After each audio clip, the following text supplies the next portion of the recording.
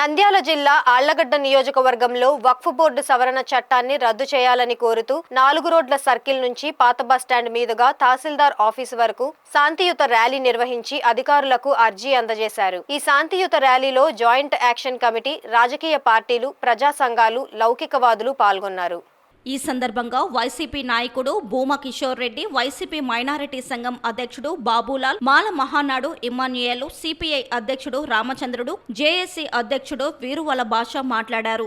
భారతదేశం అంటేనే ప్రజాస్వామ్యానికి ఒక ఉదాహరణగా నిలబడిందన్నారు. కేంద్రంలో కూటమి ప్రభుత్వం వచ్చాక విభజించి పాలించాలన్న ఉద్దేశంతో ముస్లిం భూముల్ని వక్ఫ్ చట్టం సవరణతో ముస్లింలను ఇబ్బంది పెట్టాలని చూస్తుందని వారు ఆరోపించారు. భారతదేశం అంటేనే డెమోక్రసీకి ఒక ఉదాహరణగా నిలబడింది ప్రపంచంలో. అలాంటి భారతదేశంలో ఈరోజు డెమోక్రసీ ఎక్కడికి వెళ్తుంది? ఇన్ని రోజులు మనం ఇండియాలో ఎన్ని మతాలున్నా, ఎన్ని కులాలున్నా కూడా కలిసిమెలిసిగా ఉన్నాం. ఈరోజు ఈ కూటమి ప్రభుత్వం వచ్చినాక ఈరోజు విభజించి పాలించాలనే ఉద్దేశంతో ఈరోజు ముస్లిమ్స్ భూములను కానీ ఈరోజు వక్ఫ్ బోర్డ్స్ని కూడా కొత్త చట్టాలు పెట్టి వాళ్ళని ఇబ్బంది పెట్టే పరిస్థితి వచ్చింది. గతంలో కూడా ప్రతి ఒక్కరూ చెప్పారు ఇటువంటి దానిలోకి మేము ఏదానికి కూడా సహకరించమని చెప్పి.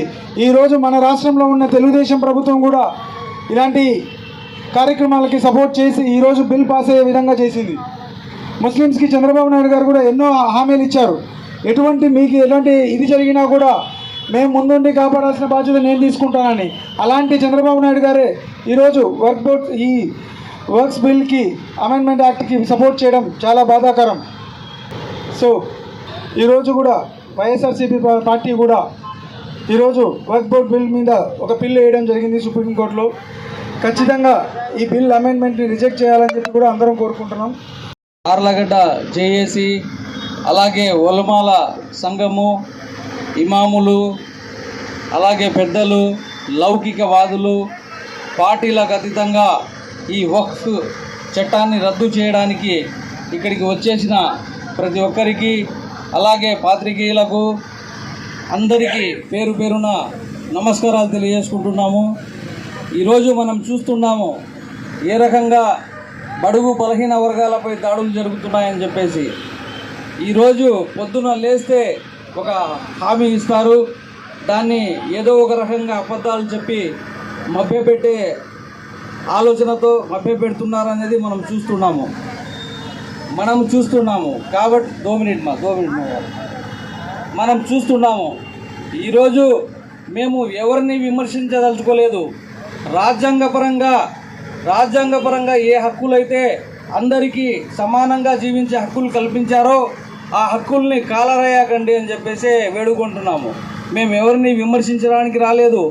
ఈరోజు చెప్తున్నారు పార్లమెంట్లో వక్ఫ్ సవరణ బిల్లు ప్రవేశపెట్టి ఈరోజు మీకు మేలు చేస్తున్నాము, పేద ప్రజలకు అండగా ఉంటుంది ఈ బిల్లు అని చెప్పేసి అబద్ధాలు మాట్లాడుతున్నారు.